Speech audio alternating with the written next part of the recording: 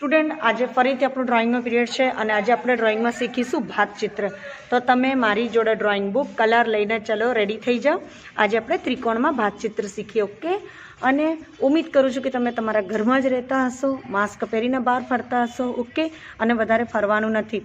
આપણે ચલો કંઈક નવું શીખવા માટે શું કરવાનું, ઘરમાં ડ્રોઈંગ કરવાની. તમે લોકો હજી ડ્રોઈંગમાં બહુ કાચા છો, એટલે થોડું ડ્રોઈંગ પાકી કરવા માટે ઘરમાં બેસીને ડ્રોઈંગના આકારો શીખો. ઓકે, ચલો આપણે સ્ટાર્ટ કરીએ. જુઓ સ્ટુડન્ટ, આ જોયું કેવું છે સ્ક્વેર.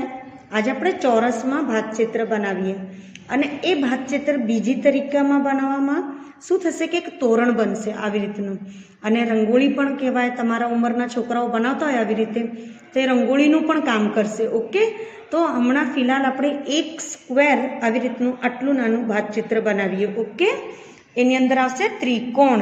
તો આજે આપણે શેનો ભાતચિત્ર બનાવવાનું છે? ત્રિકોણનું. કયું છે? 1 થી 6. તમે નાના છો એટલે તમને ડાયરેક્ટ 1 થી 6 માપી લેવાનું. એટલે ફરી પુટપટ્ટીને નીચે સાઈડ ઉતારો, એ પણ 1 થી 6. અને અહીંયાથી ફરી તમે આવી રીતે ડ્રો કરો તો પણ 1 થી 6. તો પછી છેલ્લે આપણને આવી રીતે 1 થી 6 નો આકાર તો મળી જ રહેશે. ઓકે, હવે આપણે 1 થી 6 માપ્યું તો એનો અડધો ભાગ કેટલું? તો 3. કેટલું? 3. અને અહીંયા પણ આપણે એવી રીતે એંગલ કરી દઈએ 3. અહીં પણ આવી રીતે કરી દઈએ 3. આ ટીપકા પાડવાના છે. આ જે રેખા ડ્રો કરી છે ને એની વચ્ચેનો ભાગ કેવું આવશે? 3 આવશે. ઓકે, હવે આ 3 આવી ગયું. હવે આપણે શું કરીશું? સૌથી પહેલાં અહીંથી લઈને આ ખૂણે સુધી લાઈન ડ્રો કરીશું. જુઓ, 3 પર મૂકીને આ પહેલા ખૂણા સુધી આપણે આ લાઈન ડ્રો કરી, પછી આ ખૂણેથી પકડીને બીજા ખૂણા સુધી આપણે આ લાઈન ડ્રો કરી દીધી. હવે જુઓ, આપણને અંદર આખું નાખું શું મળી ગયું છે? અહીંયા ત્રિકોણ. શું મળી ગયું? ત્રિકોણ. સ્ટુડન્ટ્સ, હવે ધ્યાનથી જુઓ, આ વાળા બિંદુ પરથી આ બિંદુ સુધીનું આપણે ખાલી અહીંયા વચ્ચે એક લીટી ડ્રો કરવાની છે. ક્યાં કરવાની છે? વચ્ચે એક લીટી ડ્રો કરવાની છે. અને પછી આ ખૂણો અને આ બિંદુ સુધીની એક લાઈન ડ્રો કરવાની. હવે જુઓ, ત્રિકોણમાં ભાતચિત્ર બનાવવા માટે કેટલું ઇઝી છે ને. કઈ રીતે કર્યું આપણે આ કામ? સૌથી પહેલાં આપણે એક મોટું ચોરસ દોરી લીધું. ચોરસની વચ્ચે વચ્ચે તમારે અહીંયા પોઈન્ટ લાઈન આપી દીધી આપણે 3-3નું ભાગમાં આપીને આવી રીતે. પછી એક ત્રિકોણ, બીજો ત્રિકોણ, ત્રીજો ત્રિકોણ અને ચોથું ત્રિકોણ. આપણી પાસે 4 ત્રિકોણ મળી ગયા. હવે આપણે આનામાં અલગ અલગ કલર કરી દઈએ. ઓકે, તો ચલો આપણે કલર કરવાનું સ્ટાર્ટ કરીએ. સૌથી પહેલાં આપણે ગ્રીન કલર કરીએ.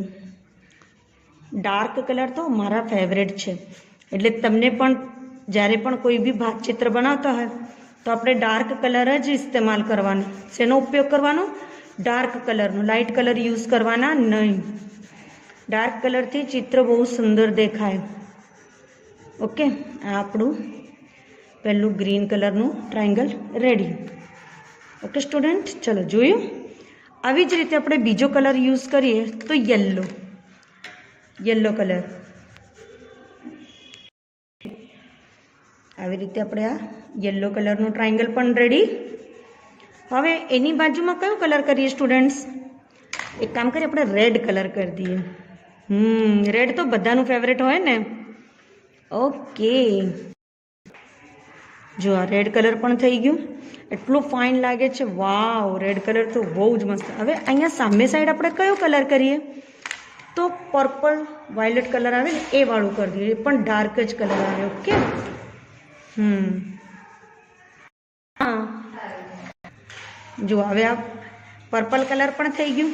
લાગે છે ને ત્રિકોણ એકદમ જોરદાર. સ્ટુડન્ટ, આવી રીતે તમને ત્રિકોણવાળું ભાતચિત્ર બનાવવાનું. આપણે ડાયરેક્ટ યુઝ નહીં કરવાનું કે ચલો આમ આપણે ત્રિકોણ બનાવી દઈએ. નહીં, સૌથી પહેલાં તમને એક સ્ટેપ બાય સ્ટેપ કામ કરવાનું. સૌથી પહેલાં સ્ક્વેર બનાવવાનું, એટલે કે ચોરસ. પછી ચોરસનો અડધું ભાગ લઈને ટીપકા પાડવાના. એના પછી તમને આના પર ટ્રાયંગલ બનાવવાનું છે. ઓકે, હવે આપણે આ વાળું જોયું હતું. આ વાળું જોતી વખત આપણે શું જોયું હતું કે આના માથા ઉપર આવી રીતે એક ગોળ સર્કલ છે. શું છે? ગોળ સર્કલ. તો તમે એમ વિચારશો ટીચરે તો આપણને 3 ખાલી કરાયા, ગોળ સર્કલ કેમ નહીં કરાવ્યું?